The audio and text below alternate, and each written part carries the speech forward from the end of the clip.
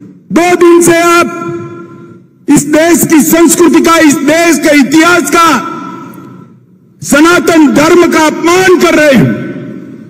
INDI alliance के 2 प्रमुख दल डीएमके और कांग्रेस पार्टी, इनके बड़े नेता, एक वित्त मंत्री का बेटा और एक मुख्यमंत्री का बेटा, वो कह रहे हैं सनातन धर्म को समाप्त कर देना चाहिए। मुझे बताओ भाई, सनातन धर्म को समाप्त करने के लिए आप तैयार हो क्या? अरे जोर से बोलो, तैयार हो क्या? माताएं बहनें भी बोले, तैयार है क्या? इन लोगों ने वोट बैंक की और तुष्टीकरण की राजनीति करने के लिए सनातन धर्म को समाप्त करने की बात की है। इनके राजनीति में उद्देश्य क्या है? मोदी जी कहते हैं महान भारत की रचना हो, 2047 तक का लक्ष्य रखा, आत्मनिर्भर भारत की रचना हो, 2047 तक का लक्ष्य रखा।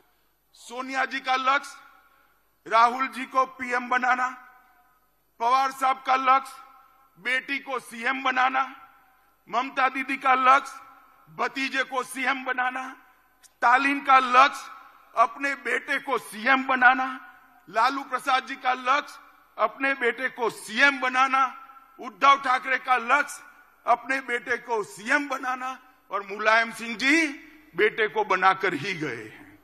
अब मुझे एक बात बताइए कार्यकर्ता भाइयों बहनों, जिनका लक्ष्य ही अपने बेटे बेटी भतीजों का कल्याण हो, वो गरीब का कल्याण कर सकता है क्या?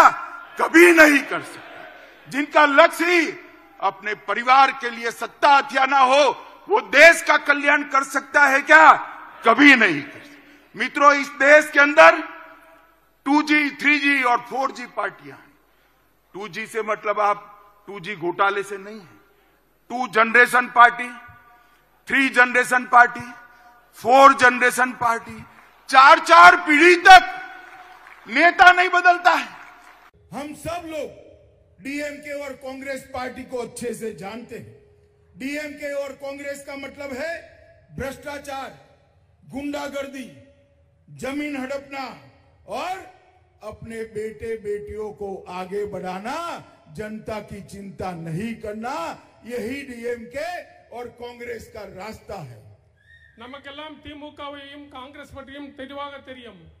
லஞ்ச லாவண்யம், ரவுடியிசம், நிலாபகரிப்பு, தன்னுடைய குடும்பத்தினருடைய வளர்ச்சி, இதை மட்டுமே இந்த 2 கட்சிகளும் செய்து கொண்டிருக்கிறது. एआईडीएमके, पीएमके और बीजेपी तीनों महान एमजीआर के रास्ते पर जाने के लिए कटिबद्ध है। मोदी जी के नेतृत्व में एक विकसित तमिलनाडु बनाने के लिए हम सब समर्पित हैं। அதிமுக, பாமக, பாஜக கூட்டணி எம்ஜிஆர் அவர்கள் வழியிலும் மோடி அவர்களுடைய வழிகாட்டுதலிலும் தமிழகத்தை ஒரு நல்ல பாதையிலே கொண்டு செல்வதற்கான ஒரு கூட்டணி ஆகும்.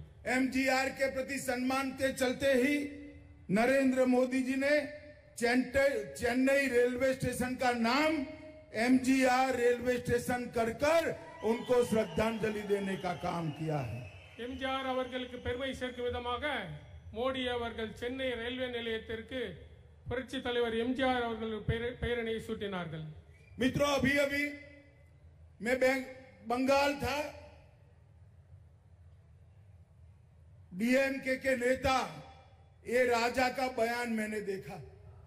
मुख्यमंत्री जी की माता के लिए, स्वर्गवासी माता के लिए जिस प्रकार का बयान दिया है, मुझे लगता है डीएमके को महिलाओं के सम्मान की कोई सूद नहीं है और इस प्रकार से ओछी और नीची राजनीति कर वो चुनाव जीतना चाहते हैं।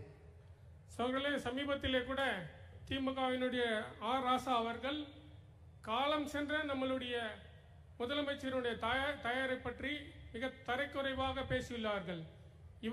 இவர்கள் வந்து எப்படியாவது தேர்தலில் ஜெயித்து விட வேண்டும் என்பதற்காக இந்த மாதிரி தரக்குறைவான வார்த்தைகளை பயன்படுத்தி வருகிறார்கள். भूतकाल में भी डीएमके ने जयललिता जी के लिए ऐसी अभद्र टिप्पणियां की थी। जयललिता जी के लिए भी ऐसा बोला था।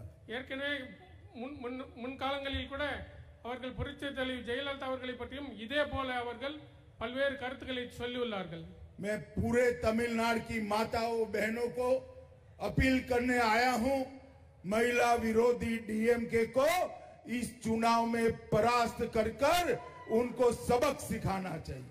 நான் தமிழக மக்களிடம் கேட்க வந்துள்ளது என்னவென்றால், இப்படி மகளிர் பற்றி தாய்மார்களை பற்றி அவதூறு பரப்பிக் கொண்டிருக்கும் திமுக கூட்டணிக்கு ஒரு பாடம் கற்பிக்க வேண்டும்।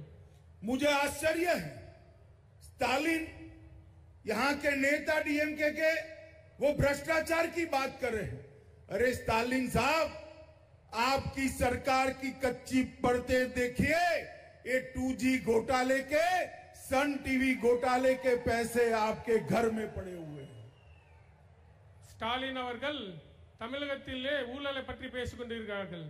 கொஞ்சம் உங்களை திரும்பி பாருங்கள்।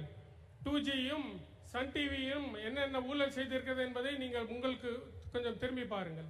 ये डीएमके पार्टी कोई राजनीतिक दल नहीं रह गई है, ये अनऑफिशियली एक व्यापारिक बिजनेस ऑर्गेनाइजेशन है। டிஎம்கே பார்ட்டி என்பது ஒரு அரசியல் கட்சி அல்ல, அது ஒரு வியாபார நிறுவனமாக செயல்பட்டு கொண்டிருக்கிறது।